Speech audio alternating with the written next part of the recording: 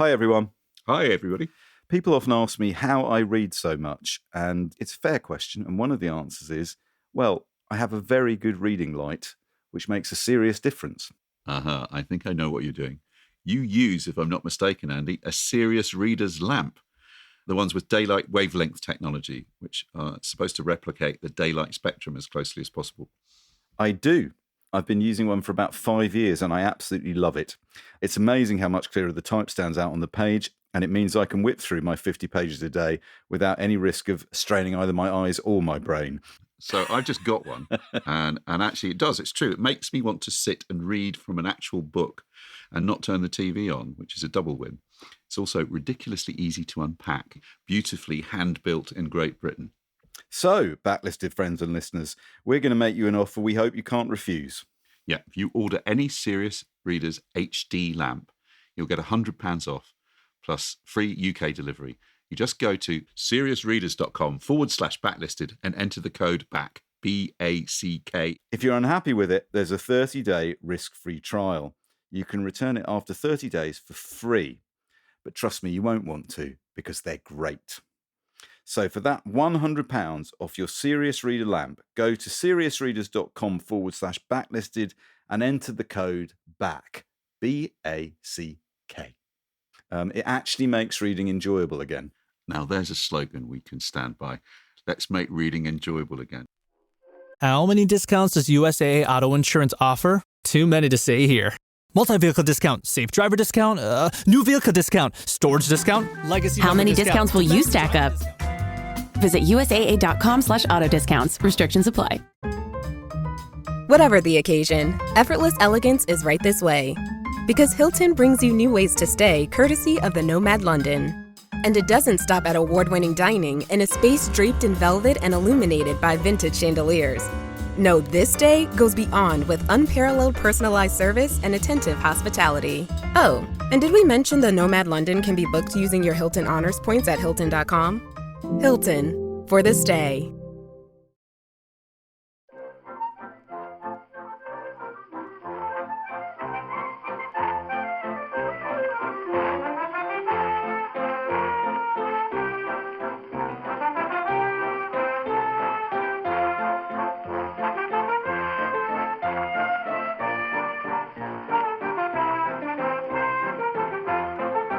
Hello and welcome to Backlisted, the podcast that gives new life to old books. Today, you find us once again in Foyles on Charing Cross Road in London, a place where bookselling has happened for 115 years, a place that started when two Edwardian brothers, having failed their civil service exams, decided to sell off their textbooks, the textbooks they no longer needed. That indeed was the start. So, enterprising young chancers. There'll be more of those coming on later in the show. Anyway, before that, I'm John Mitchinson, the publisher of Unbound, the place where people pledge for the books they really want to publish. And I'm Andy Miller, the author of The Year of Reading Dangerously. And today we are joined on stage by two guests, one new, one returning. Please welcome Caroline Crampton and Laura Thompson.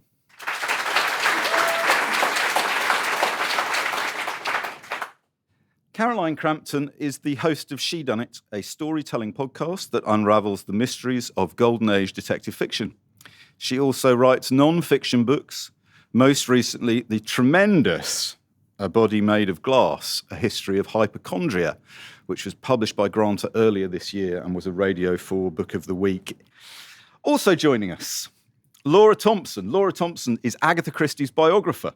Among other books, she has written about the Mitford sisters and the Lord Lucan case, as well as two books for Unbound, The Last Landlady, and Au revoir now, darling, The Letters of Edith Thompson. This is her fourth appearance on Backlisted after joining us for episodes on Nancy Mitford, Antonia White, and earlier this year, P.D. James. We are here to discuss Endless Night by Agatha Christie, the 62nd of her 66 crime novels, first published in 1967 by Collins Crime Club, and in the following year by Dodd Mead and Company in the USA. It is narrated by Michael Rogers, a rootless 22-year-old Englishman who's working as a chauffeur, but who is drawn to the finer things in life.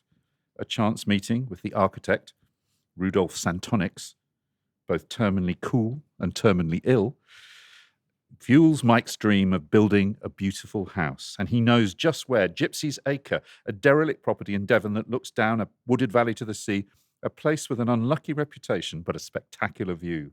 The place where he first sees Ellie. Ellie, it turns out, usefully for the plot, is not only beautiful but rich, an American heiress. The attraction is immediate and mutual. They marry in secret and Ellie buys Gypsy's Acre for Mike, and they commission Santonix to build the house of their dreams. What could possibly go wrong? Well, there's Ellie's meddling American family for a start, and her controlling best friend and confidant, the impossibly beautiful Swede, Greta Anderson. And then there's that gypsy curse. Don't worry, we're not going to spoil it for you yet.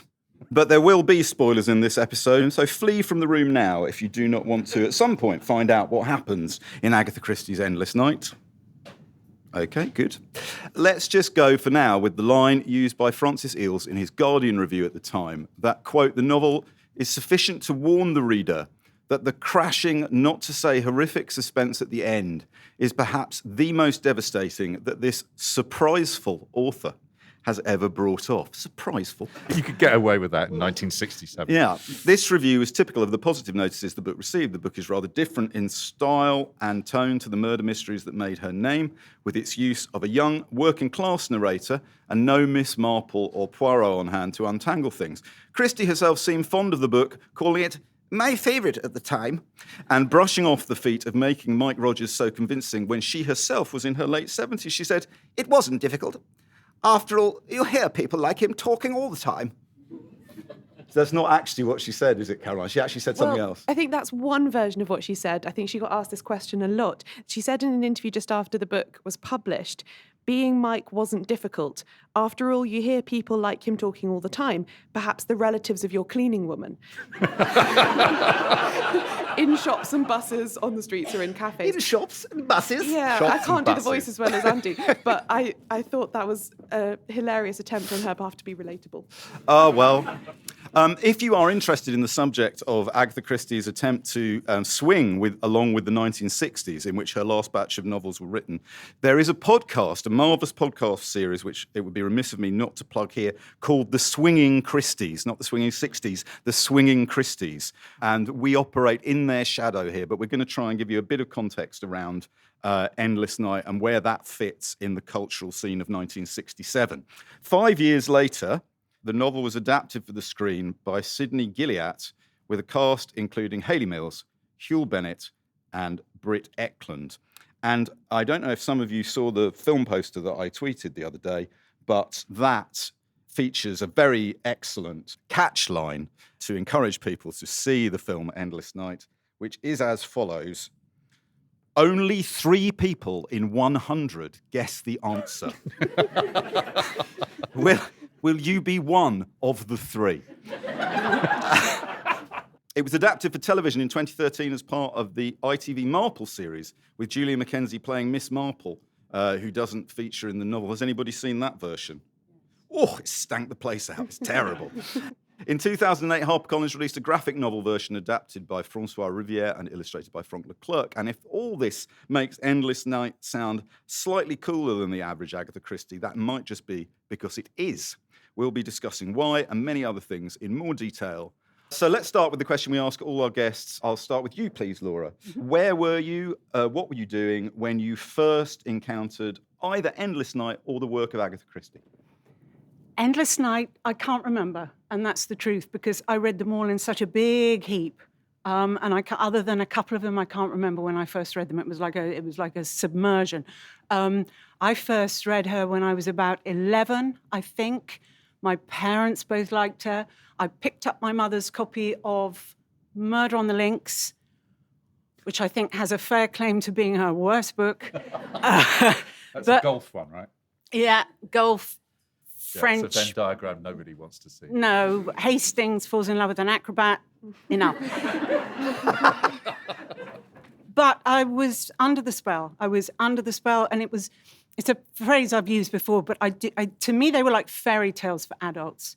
that sense of resolution, which I still get a kick out of. Even reading Endless Night yesterday, I got such a thrill at the end. It's a sort of physical, visceral thing. But also, she's a sophisticate, and I sort of recognized that at a very young age. So I was under the spell then, and then years later got to write her biography, which was a stroke of luck. And where do you rank Endless Night then in the pantheon? High. Seriously, when I read it yesterday, I thought, wow, this is almost one. Her grandson, Matthew Pritchard, who kind of gave me the blessing to write the biography, he thinks it is her best. And I think it's such an outlier, but I will come to that, obviously. But I always say my favourite is Five Little Pigs and possibly The Hollow. But this one is the same. They're books that there's another novel sort of bursting to come out. I feel like her Mary Westmacott novels, which I know you want to talk about, Andy. But there's within the geometry, within that pure geometry, there's something seething. And I feel that very strongly about Endless Night and the way it's written. The stark, sparse prose. Wow. Quite exciting, I found it. Yeah. Caroline, when did you first discover the work of Agatha Christie? It was when I was on holiday with my family I must have been 10 or 11, I think. And it was our 1 year without having a boat. And we normally went on these very tedious long boat holidays because my parents are sailing obsessives. And 1 year we were without a boat, so we had to go to a cottage in Norfolk instead. And it had that Can I just ask, sorry, when you say boating holiday, I mean... yachting or Hoe Seasons? Norfolk Broads? Yachting. What? Brief context. My parents are South African and they got to this country in a boat they built themselves. And having done that, they couldn't wait to get back out on the water. Honestly, that is exactly what it was. So I have written a whole book about this if anyone cares. But yes, I had a very peculiar childhood that was mostly water-based. And we were grounded for this one summer because we'd sold one boat and we hadn't got a new one yet. So we were in this cottage. Everyone was very bored and fractious. And there was this shelf of books, as there often is in a holiday cottage. And one of the books was, sometimes you find it under the title The 13 Problems, sometimes The Tuesday Night Club. It's the first collection of Miss Marple stories, which I actually think is quite a good introduction to Christie. They're short stories, lots of different types of cases.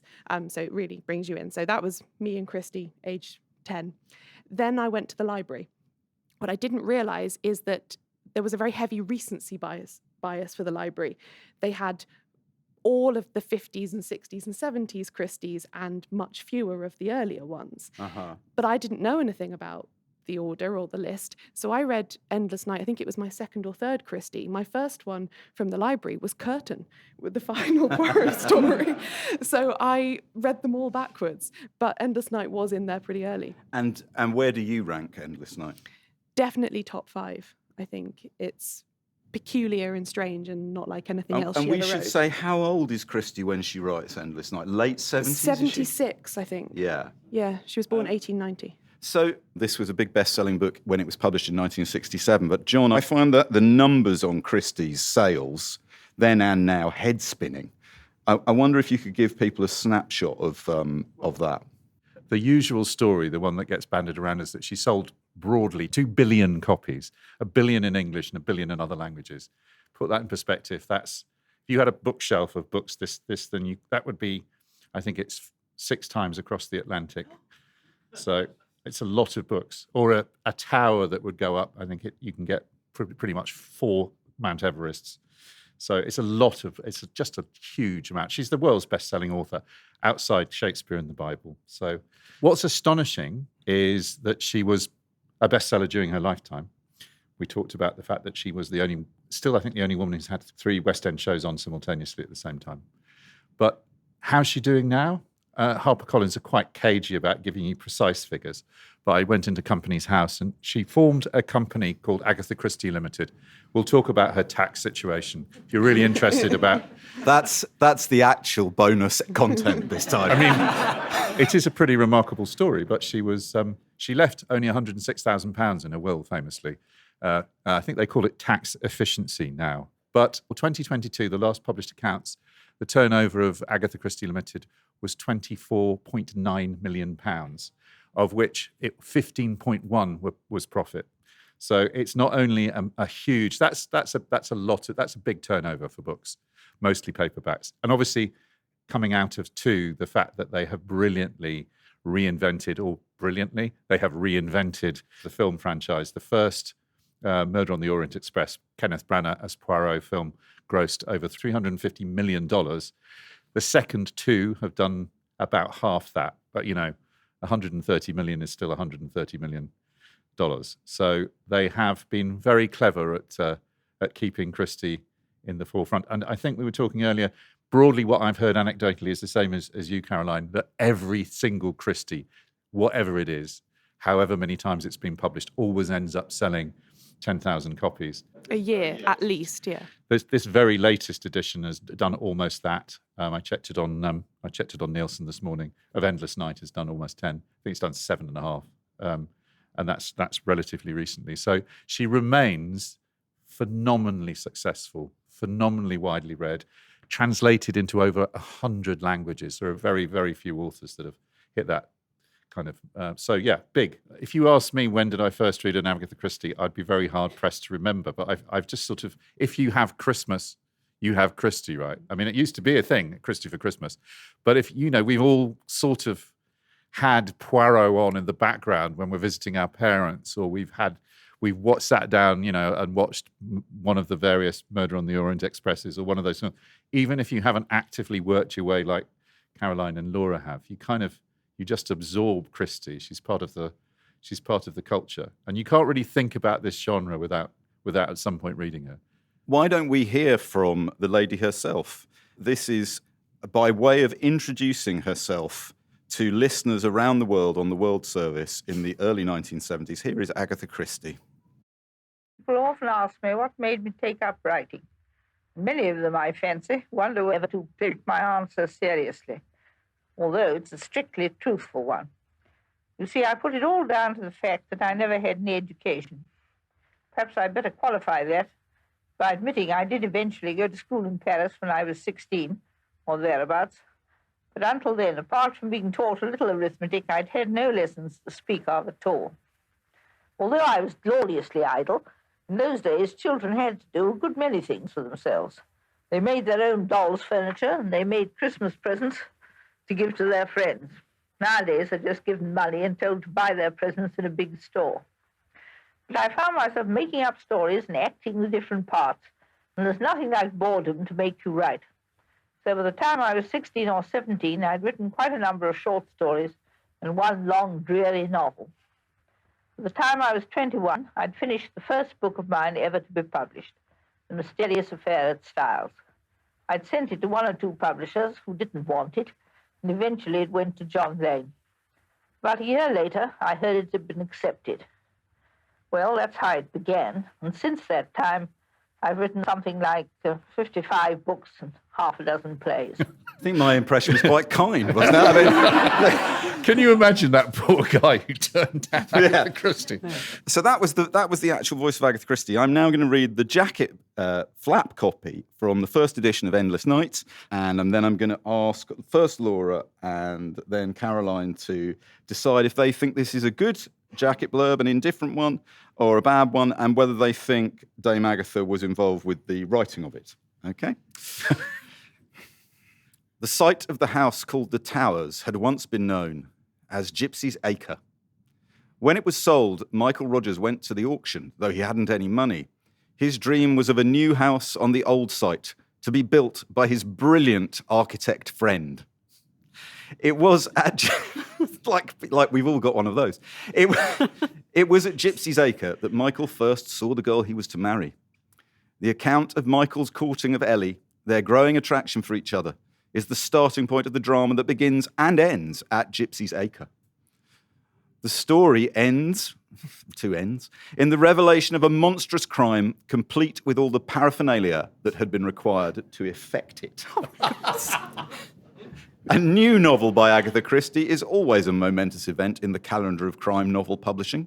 In this doom-laden story, different in kind from the experiences of Hercule Poirot and Miss Marple, all the author's great gifts of subtlety and interpretation are on full display.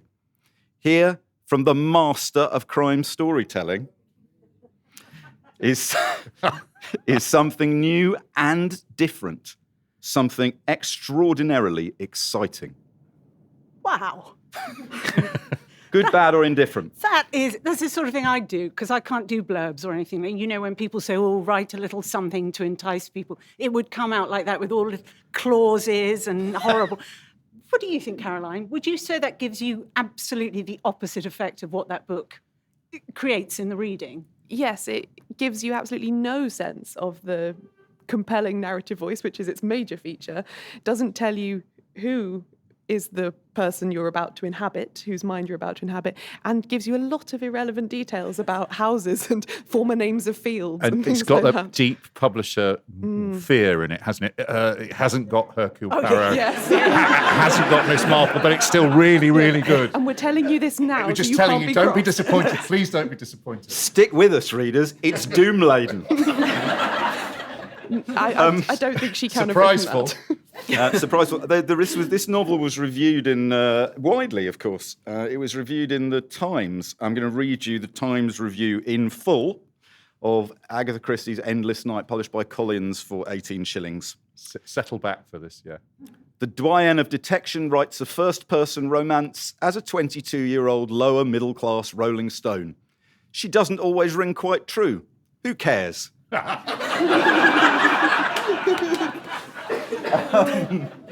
Look, I mean, you know, we could end the podcast there, couldn't we, if we accepted that, the truth of that. Laurie, that blurb is clumsy at best, but it does focus in on a great truth about Endless Night and about Christie, which I know you feel strongly about, which is the house. Gypsy's Acre, the house, the old house, or the new house. Yes. How does that figure in the general story of Christie? That's true. Within all the verbiage, they are getting somewhere to the point. To me, the book is about the house, really.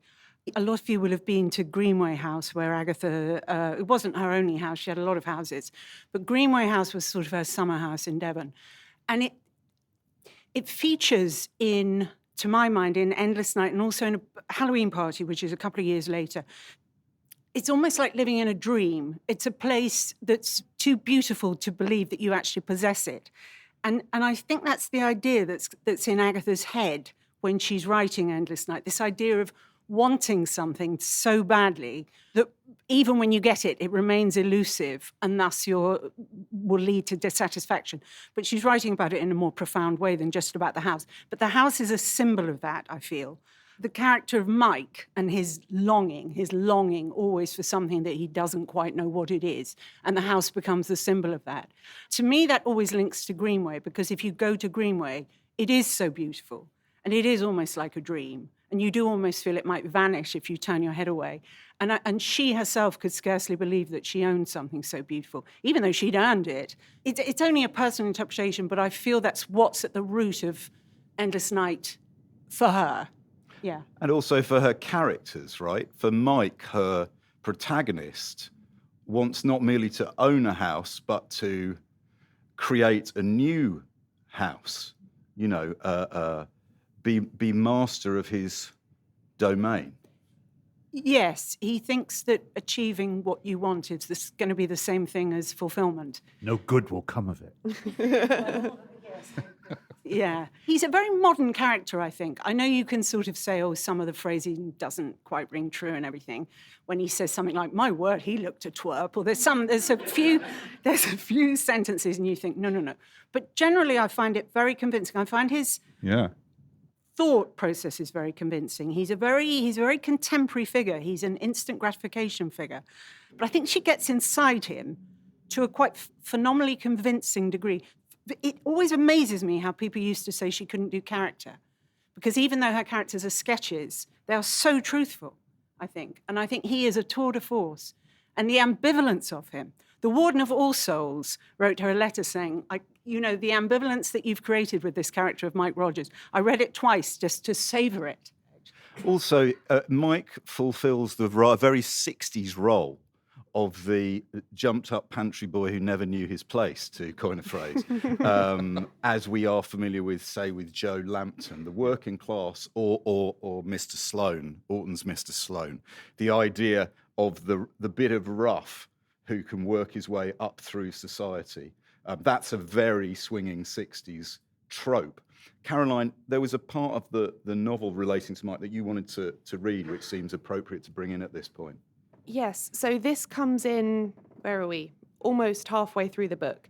And this is after Mike has married Ellie, this big American heiress. They've been married for a couple of weeks at this point. And he is talking about what he's come to realize about the difference between that kind of wealth and what he thought it would be like. And he says, I had been learning a great deal in the last few weeks. I'd stepped, as a result of marriage, into an entirely different world, and it wasn't the sort of world I'd imagined it to be from the outside. So far in my life, a lucky double had been my highest knowledge of affluence, a whack of money coming in and spending it as fast as I could on the biggest blowout I could find. Crude, of course, the crudeness of my class. But Ellie's world was a different world. It wasn't what I should have thought it would be, just more and more super luxury. It wasn't bigger bathrooms and larger houses and more electric light fittings and bigger meals and faster cars. It wasn't just spending for spending's sake and showing off to everyone in sight. Instead, it was curiously simple, the sort of simplicity that comes when you get beyond the point of splashing for splashing's sake. You don't want 3 yachts or 4 cars, and you can't eat more than 3 meals a day. And if you buy a really top-priced picture, you don't want more than perhaps one of them in a room. It's as simple as that. Whatever you have is just the best of its kind, not so much because it is the best, but because there is no reason, if you like or want a particular thing, why you shouldn't have it. There is no moment when you say, I'm afraid I can't afford that one. So in a strange way, it makes sometimes for a very curious simplicity that I couldn't understand it. We were considering a French Impressionist picture, a Cézanne, I think it was. I had to learn that name carefully. I always mixed it up with Cigane, which I gather is a gypsy orchestra. And then as we walked along the streets of Venice, Ellie stopped to look at some pavement artists. On the whole, they were doing some terrible pictures for tourists, which all looked the same. Portraits with great rows of shining teeth and usually blonde hair falling down their necks. And then she bought quite a tiny picture, just a picture of a little glimpse through to a canal. The man who had painted it appraised the look of us, and she bought it for £6 by English exchange. The funny thing was that I knew quite well that Ellie had just the same longing for that £6 picture that she had for the Cézanne. Yes.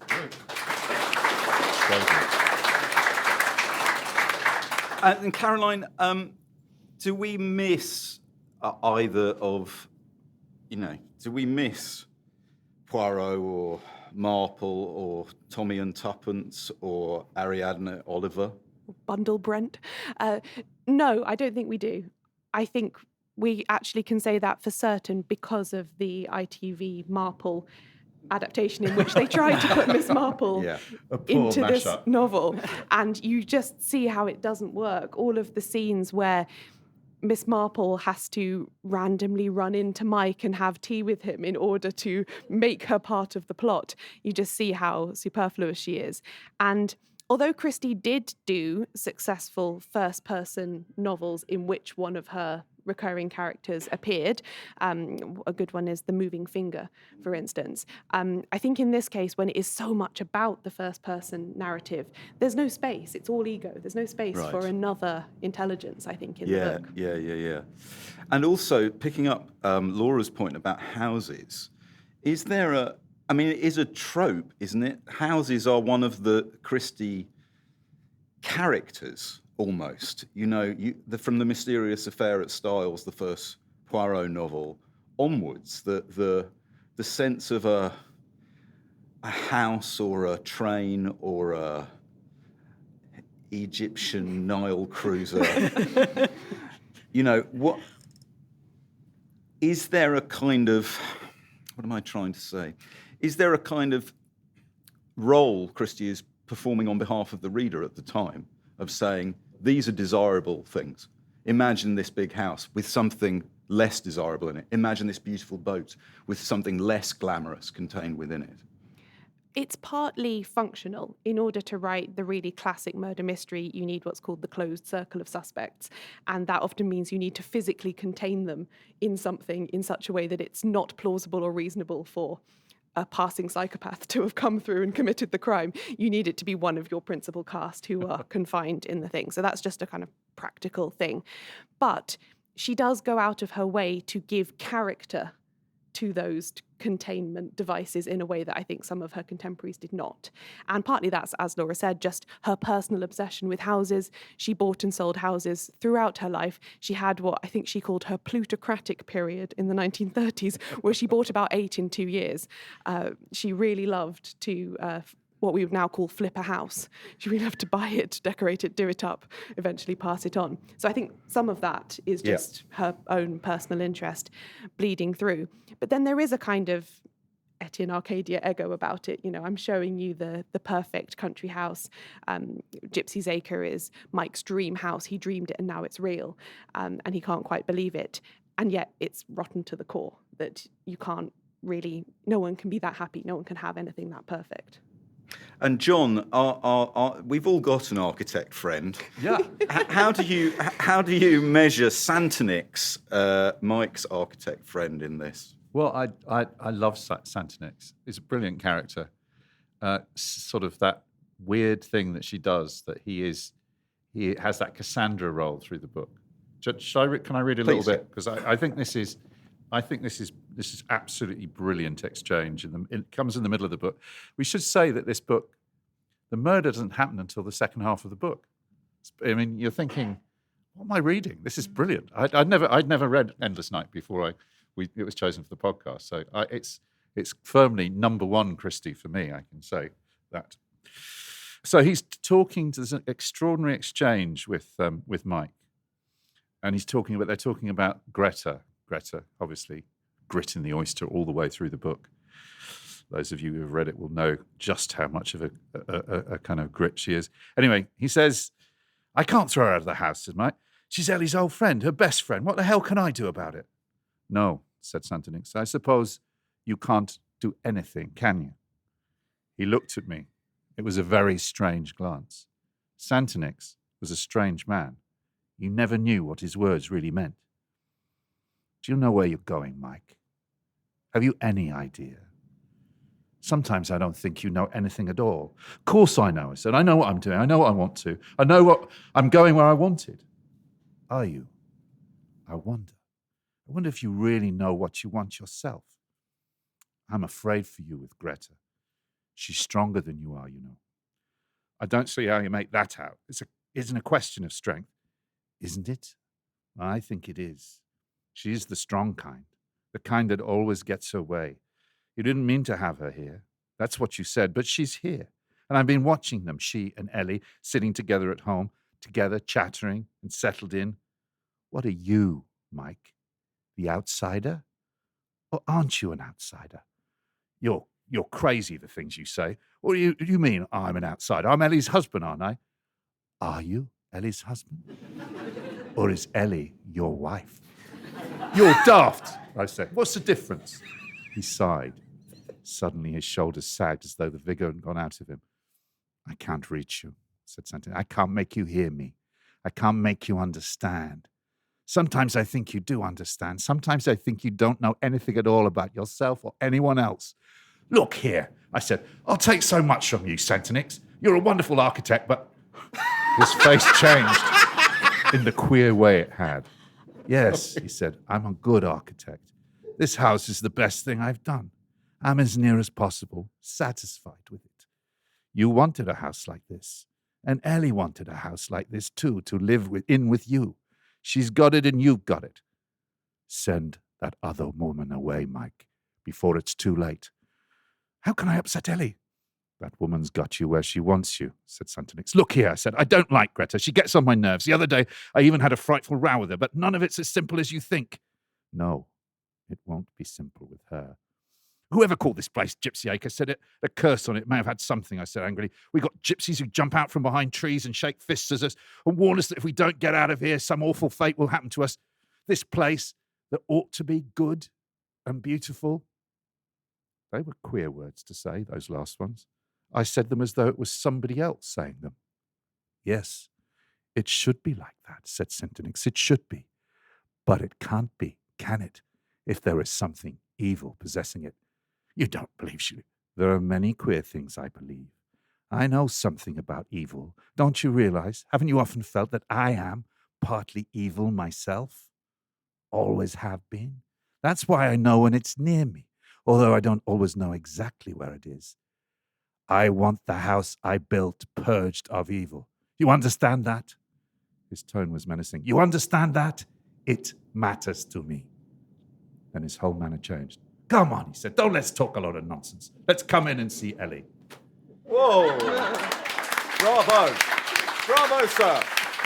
I think it's great writing, but also when you get to the end of the book, you go back and read that again and you can see what... My only problem with Santonix is his name. It sounds like a health tonic. It does. Synatogen, yeah. Yeah. Okay, so we'll see you after the break. The new McCrispy Strip is here. Dip approved by ketchup, tangy barbecue, honey mustard, Sprite, McFlurry, Big Mac sauce, double dipped in buffalo and ranch, more ranch, and creamy chili McCrispy Strip Dip. Now at McDonald's. Ba-da-ba-ba-ba. Finding a new job is stressful. But with Indeed, it doesn't have to be. Just fill out your Indeed profile with your skills, experience, and desired salary. The more you fill out, the better your matches will be. And hearing from hiring managers will be 2 times more likely. Relax. That's your Indeed profile sending opportunities your way. Indeed, the world can work better. Welcome back. Would you like to know what Stevie Smith thought of Agatha Christie? Yes, me too. She chose Endless Night as one of her books of the year in 1967, the wonderful poet Stevie Smith. This is what she said. I mostly read Agatha Christie this year, and every year. Her latest book is Endless Night. I wish I could write more about what she does for one in the way of lifting the weight and so on. I like going to bed because then I can read an Agatha Christie. After a few months, I can read it again. In order to make it a bit different, I often read her in French. It is the sort of franglais that makes the general so cross. Est-ce que vous avez bouqué les sleeping? J'ai stoppé mon car. It is so exotic. I love that. Isn't that brilliant? I wonder, Laura, your biography, your marvellous biography, which was published when in 2007 originally, and then it came out again a couple of years ago. And how long were you working on that? Oh, book quite for? a long while, because 2003 I first sort of got the gig. So I met her daughter, Rosalind, when she was still living at Greenway. So when it was like a private house, she sort of gave me the thumbs up, and it went from there. What's amazing to me is that when I first started doing it, her reputation was not quite what it is now. To take her seriously was regarded as a bit left field, actually. It's absolutely amazing to me how her reputation and how her incredibly simple style that we're all admiring was regarded as simplistic, and how people like Ruth Rendell, whom I adore, were very, very, very unkind about her, really. And that she'd been the subject of a television program called J'accuse, where she was accused of killing the detective novel. I mean, it's quite unbelievable how in a quarter of a century, a bit less even, she has become... There's been this revisionist attitude to her. And a book like Endless Night, which might have been viewed as, yeah, it's really good, but it's very, very simple, it's so simply written and blah, blah, blah, it's just a twist. We now sort of are very aware of an awful lot of subtext. And, you know, that if you turn the geometry the other way, there's this wealth of stuff in there. And that is now being sort of much better understood about her, I think. And Caroline, I mean, this is a very difficult question, but we'll try and chip away at it. It seems to me when we talk about Agatha Christie, we get dazzled by the sales figures, the plot twists, the cultural ubiquity. What can't she do? I think it's a very interesting question. she couldn't do true complexity, shall we say. So we prize her books because of their simplicity, because of their perfect simplicity in the best ones. When she did try and write books that had A, B, C, and D storylines, I don't think she was quite so good at braiding all of that together. And it's possibly a bit controversial to say that, because the sort of thing that everyone says about Agatha Christie, or at least that they used to say, as Laura refers, her reputation is somewhat higher now, is that she was great at the plots and terrible at the prose. That was used to be the way that you talked about her. And my criticism is of plot. But there are some books where she tries too much, and thus they fail. What? Sorry, so she tries too much and they fail in They're just brutally saying the plot or the prose or both? I think the plot. I've never had a problem with her prose. I've actually never really understood that criticism, because I think it's very good for what she's trying to do. I don't really see how it could be improved for what she's trying to do. That section that John read is a perfect example of that, I think. I think there are books, some of the later ones, Passenger to Frankfurt, They Came to Baghdad, where she was trying to do too much, and therefore the plot doesn't have that perfect, simple rendering that we love. And yet, she must have lived and worked, John, with the knowledge that every time she published a book, the world would be watching, waiting for her to stumble, perhaps for her to trip up, to catch her out. It's extraordinary that she had the mental toughness to deliver over and over again. Yeah, I honestly think, that if you read enough Christie, just the sheer ingenuity of being able to come up with that number of sure, a lot of the books have got cyanide poisoning in them, but they're still extraordinary exercises in kind of in mystery and suspense.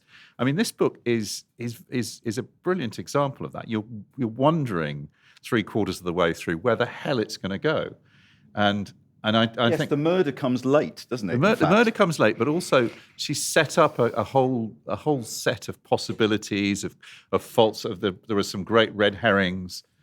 Greta having a red cloak, the gypsy woman having a red cloak. I mean, she once said that she had to only write one book a year, because if she wrote one more than that, the revenue would get more of the money and they'd spend it on things that she didn't want them to spend it on, which is a brilliant line. But I wonder, it's going back to sort of Laura's point, is that I think she is, as a writer, I think, there are cliches in there, but Mike would think in cliche. He's that kind of character. I sometimes think that idea, if you're looking sort of Martin Amis-like at prose, Agatha Christie probably isn't going to pass muster, but Mike is a really seriously interesting and sinister and engaging, and this is not her pretending. You mentioned Martin Amis. Martin Amis, of course, Martin Amis, God bless Martin Amis, wherever he may be now, famously said of crime novels when asked if he read crime, he said, well, no, of course I don't. I'm not a baby. So no, Johnny. No. He probably, you're not comparing apples with apples, but nor would a reader. So that's fine. I would like to make a very quick, we don't really have time to read from this, which is a terrible shame, but I would like to ask Laura to just say a word about it. Agatha Christie wrote six novels under her pseudonym as Mary Westmacott. And for the first 15 years that these were published, nobody knew they were by Agatha Christie.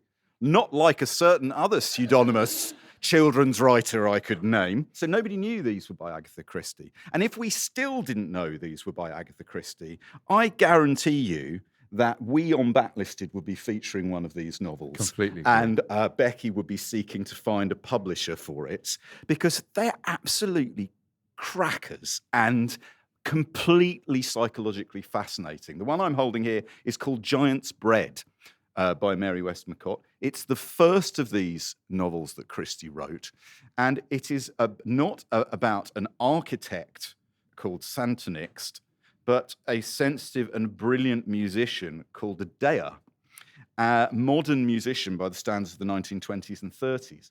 And it's about artistic obsession and the cost paid for artistic obsession. It's really extraordinary. And I wonder, Laura, what you feel the role of these Westmacott books was for Christie. Why did she write these alongside her Poirots and Marples and what have you?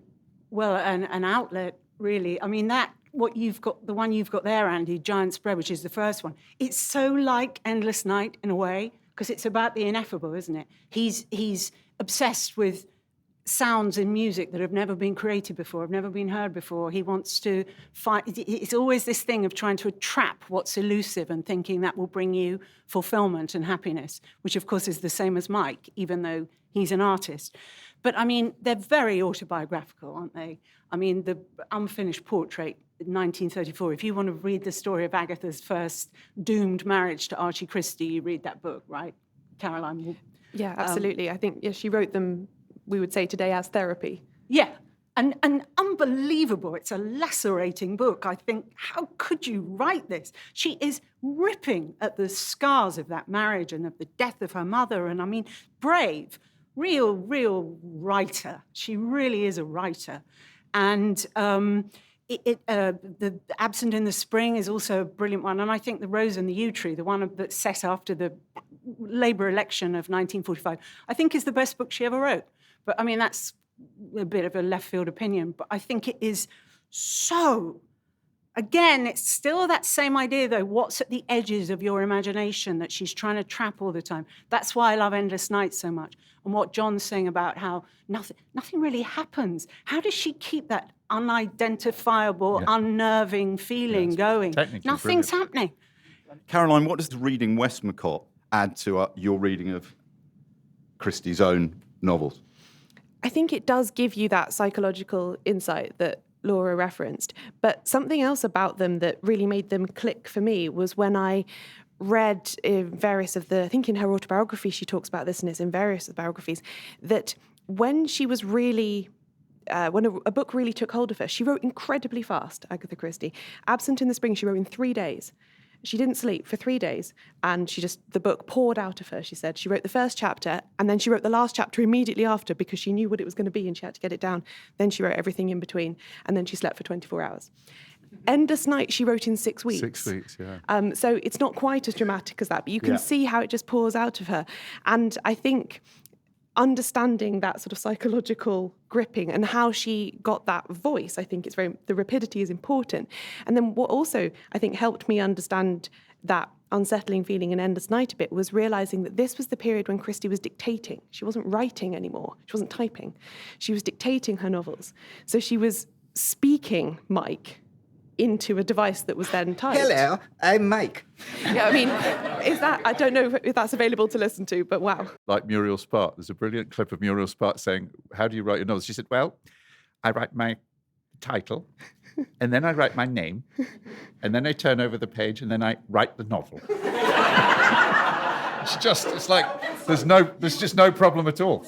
The more episodes of Backlisted we do, the more we realise there's only actually one book. All books are the same, right? Who was here for The Good Soldier? We sat here and did The Good Soldier. This is The Good Soldier again. And that was dictated. It was. It is weird. It is odd. That, I mean, yes, the unreliable narrator, but also that kind of, what you say is so brilliant, Laura, that's the edge of things, there's something here that I don't understand about myself, and the writing of it. It's like Mike through the book says, yeah, writing, I don't know. It's quite good to get it down, It's quite good to get it down. And who knows from what kind of secure mental institution he's writing, but it's powerful. Now, this does kind of overlap with one of the great famous facts of Christie's life, her biography, which is her disappearance for several days. We're not going to talk about that in the main show. We're going to talk about it in the Locklisted, which is available to Patreon supporters next week. That will be available next week. We're going to talk about that a bit. We're also going to take questions from this lovely audience. So if you want to hear more about how we feel about that, that's going to be on Locklisted, not in this main part of the show. But it would be remiss of me to continue much longer without bringing in the reason why I wanted to come here tonight fundamentally, which is the 1972 film adaptation of Endless Nights, starring Hugh Bennett and Hayley Mills. Gypsy's Acre. A quiet place in the country. No hint of anything sinister. But sunlight and shadows can play strange tricks. That was the first time I saw Ellie. Very first time. A beautiful girl. A summer romance. All perfectly innocent. And yet... I've got a feeling we're being followed. That's funny. That's what I thought when I came here. Get away from this place, girl. Go now, before the harm's done. Tell nobody. Not even your closest friend. The terrifying secret of Endless Night.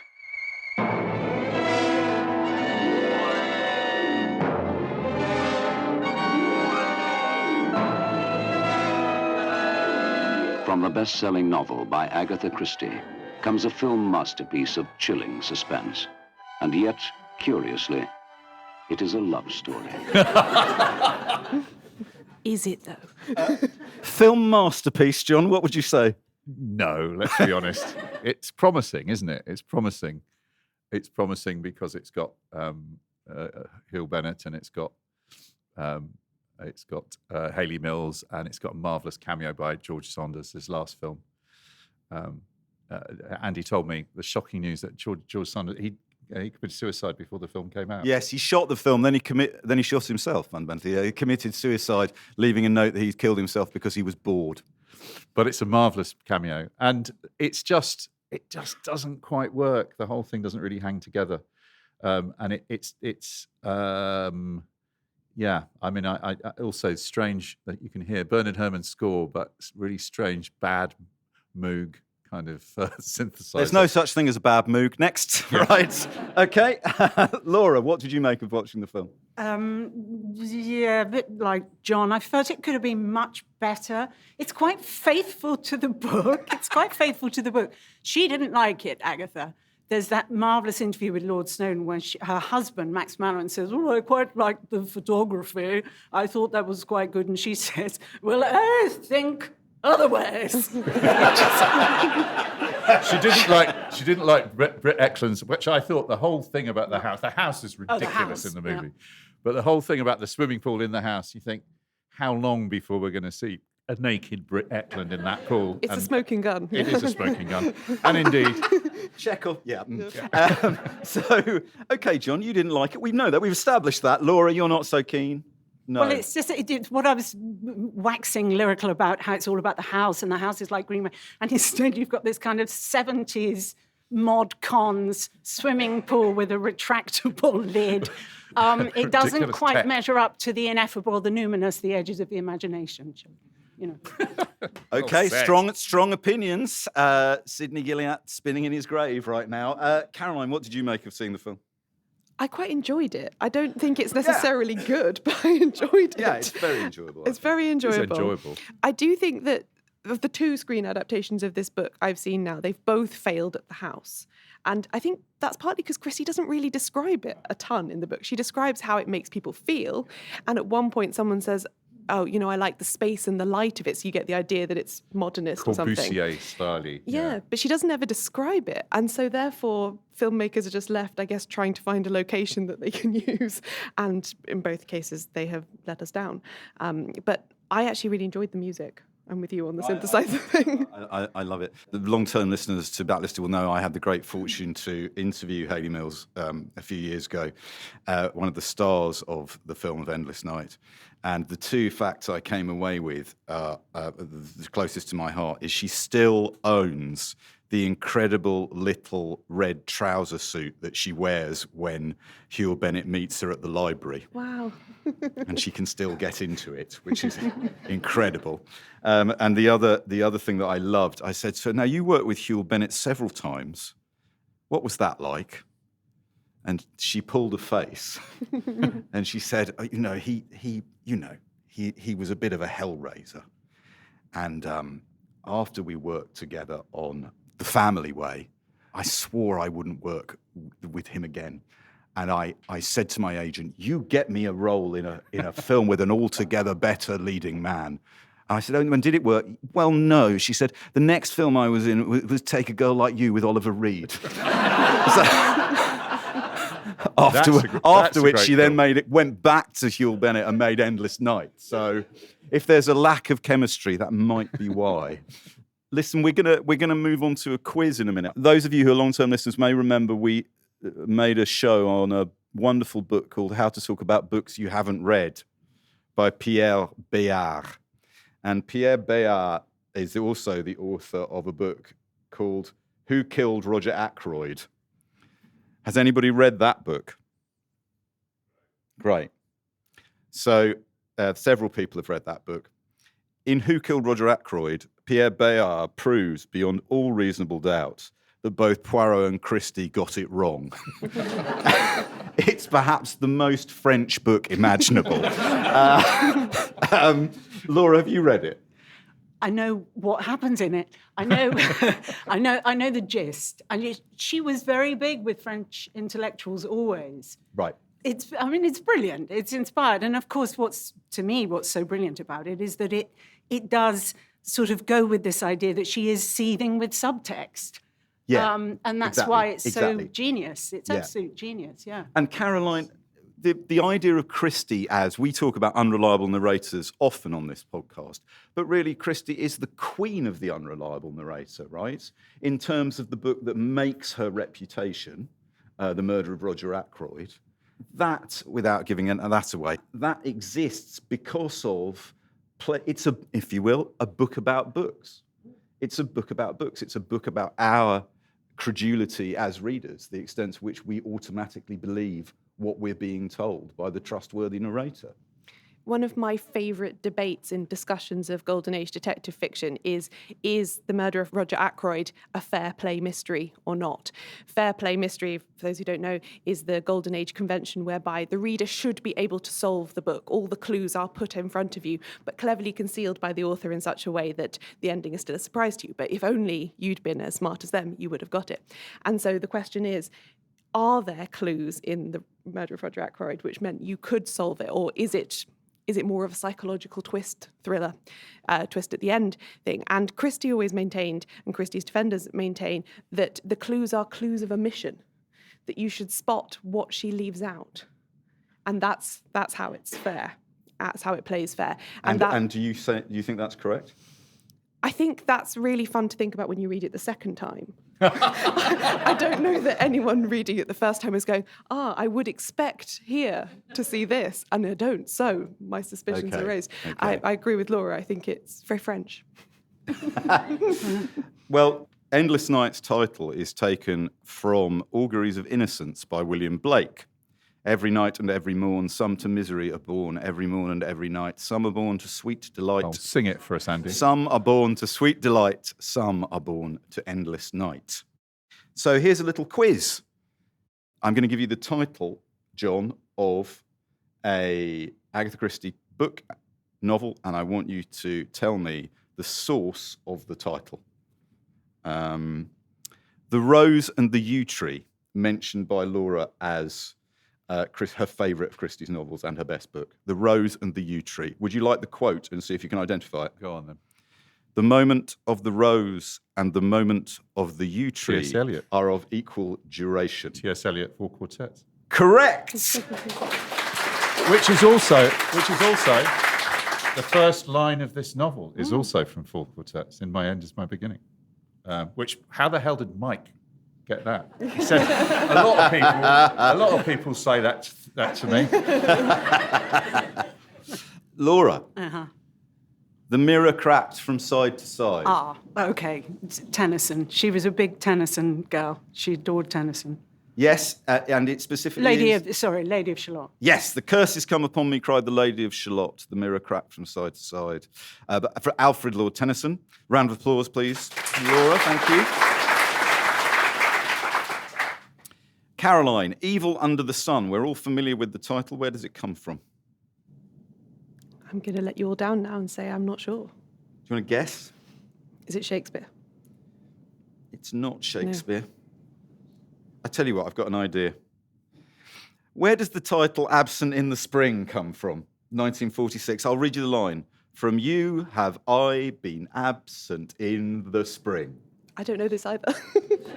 Shakespeare. Yes, that's right. Shakespeare. Of course, it's the opening line of Sonnet 98. Evil under the sun is taken from the book of Ecclesiastes, chapter 6, verse 1. Yeah. There is an evil which I have seen under the sun, and it is common among men. And I'll open this out to anybody. Which author did Christie derive the title The Body in the Library from? It's a great question. Can I phone a friend? Yeah, she's sitting next to you. Yeah. John Dixon Carr. Great guess, but no. Caroline, Body in the Library? I was going to say Raymond Chandler. No, good guess, no. John, The Body in the Library? I don't know. Kind of American? Ellery Queen? No. Christie said she borrowed the title The Body in the Library from the work of the novelist Ariadne Oliver. Her own as a parody of a parody. I see.